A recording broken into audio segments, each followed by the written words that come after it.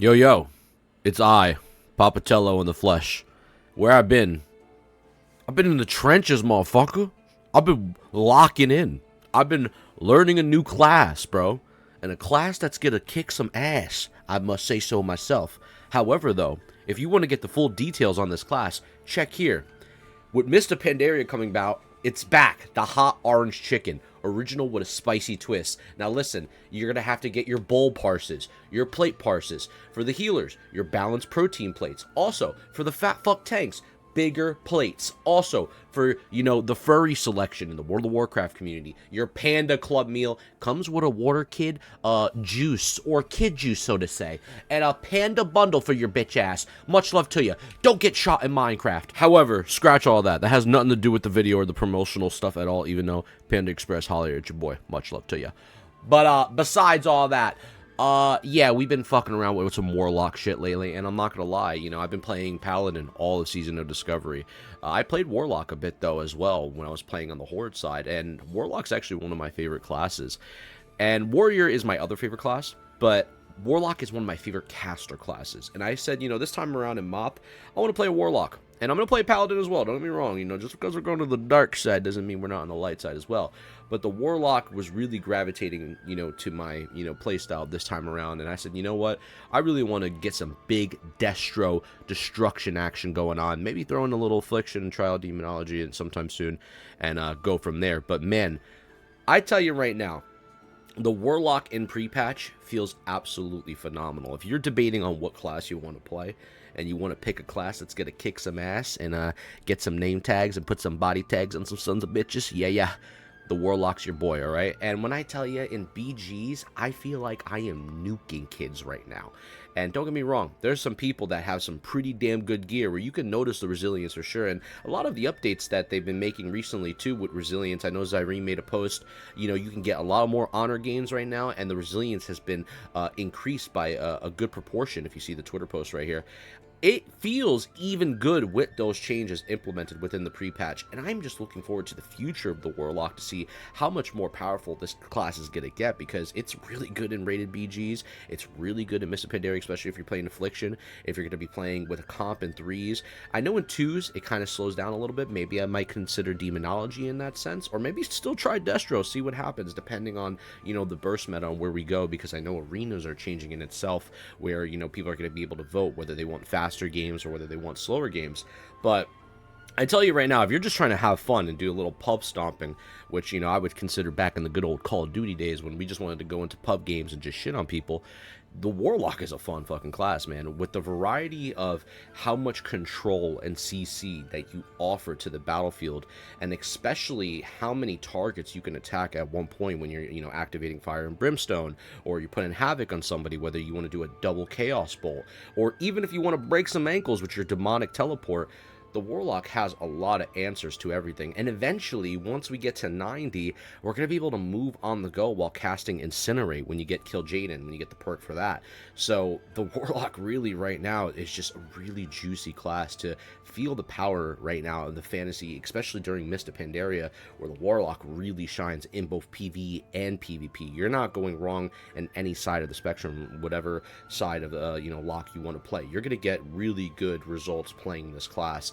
Whether you want to just do raiding and dungeons, or you want to be involved in arenas and rated BGs. So I've been really studying more of the pros of the Warlock, but also its weaknesses, because I really want to know where I am going to be vulnerable at. And when Mr. Pandaria, you have to realize that these fights and every single duel you're in, or every single arena match you're involved with, it's all based on burst windows. Who executes their burst window better than the other individual? And this is where it becomes a choice of what poison do you want to take, because as a Warlock, you have to choose. Are you going to go with Burning Rush and try to get away from a fight to create some distance, rely on your teleport, try to break the person's ankles, and play, the chess match with them, right?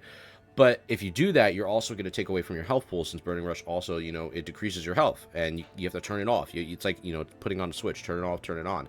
But I kind of rely on Blood Horror more than that, because I think Blood Horror is really good. because you can, you know, escape from a stealthy, like, you know, a rogue or a druid, or hell, even if like a monk is like just on top of you, there's a chance for them to get horrified. It only uses one charge, but it is 1 minute CD, but it's a pretty damn good CD to, you know, rely upon, because it is a very strong way for you to create distance from the matchup that you're versing. I did some duels outside of Stormwind last night where I was versing some druids, I versed a warrior, I versed a rogue, all, you know, all close-up classes. Even my friend who plays a monk as well, all, you know, close-up range, you know, in your face, and it's kind of, you know, scary with a ranged class when a melee is on top of you. And I made sure to create distance from all of these classes. The only class that I think I would say is a little bit more of a tough 50-50 matchup for me that I've been versing so far is definitely a rogue, because a rogue can really outsmart the way they look around your blood horror as well. When I was versing Lynx last night, he was a really good rogue.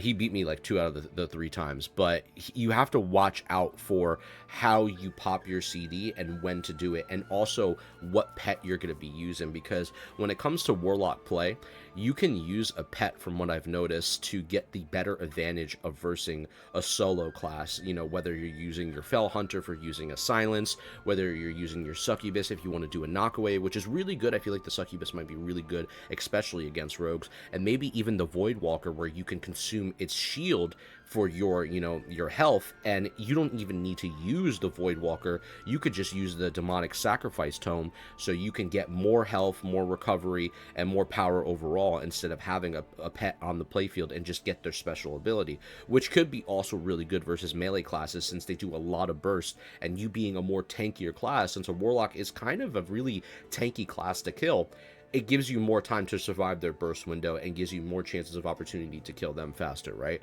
Now, real quick, I wanted to add this as well, because when it comes to blood horror, which we were talking about earlier, since, like I said, I was studying, like, you know, the weaknesses of where the Warlock can have its issues, and blood horror is really good with melee, right? But it's not good against range. So when you're versing range classes, and especially with a range class that can put, you know, a magic effect on you, that can impair you or causes you to lose control of your character, you want to switch blood horror to Unbound Will, because Unbound Will give you another way to escape a magical effect that's going to give you some type of, you know, CC lockdown, and then you're completely fucked. So you want to make sure to put something that is going to give you another way to get out of a, you know, a situation that's going to lock you down.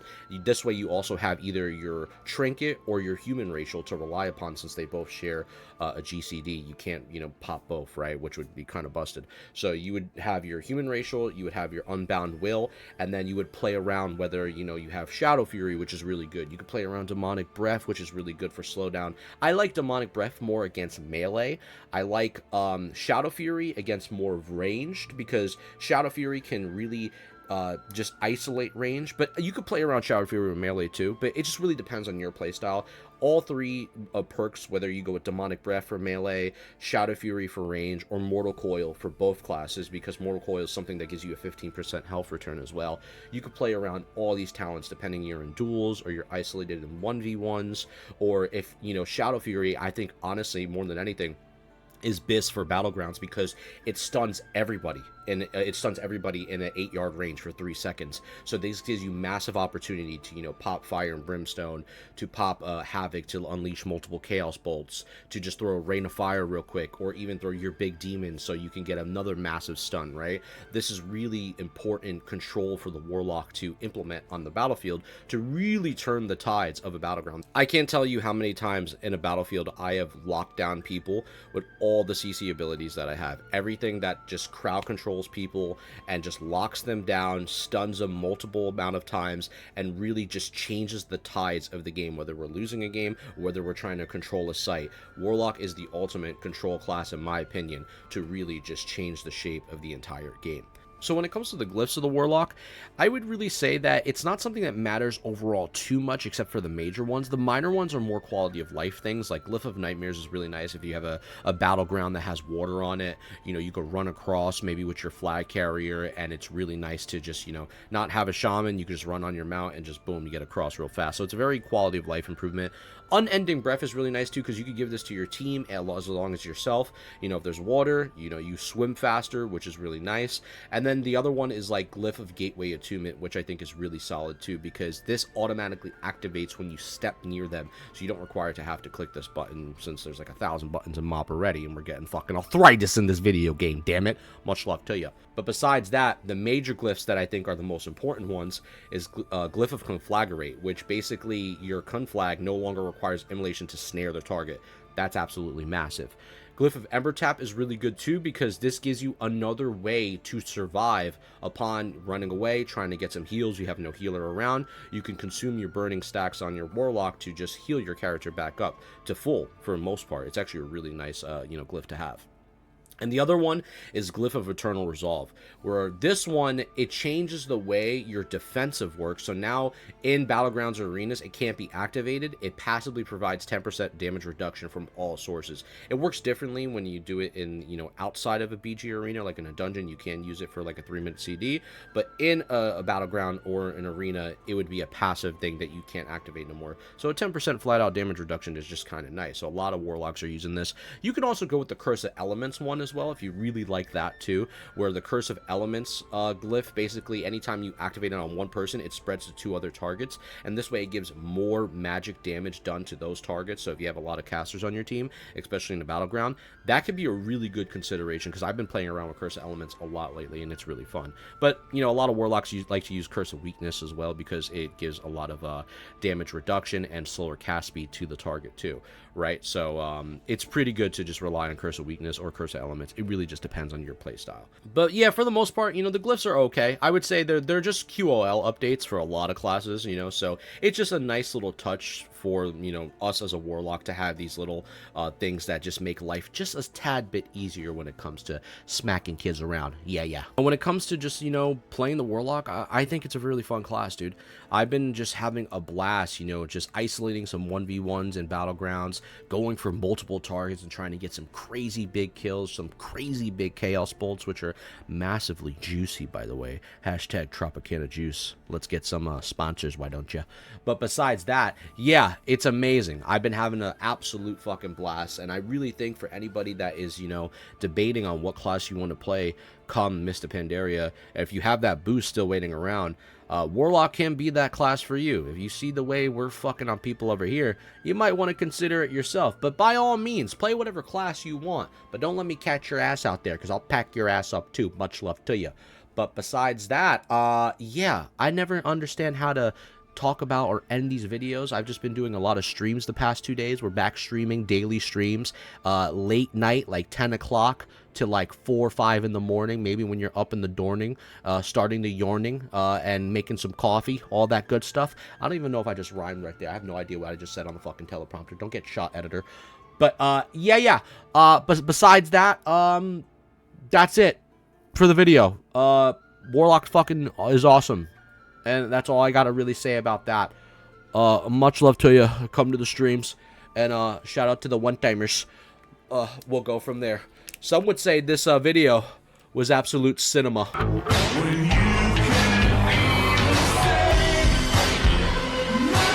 Alright, chill out. I was just kidding. Lock in. Much love to you. We'll see you in the next one. Editor, end the damn video or I'm shoving it right up your ass.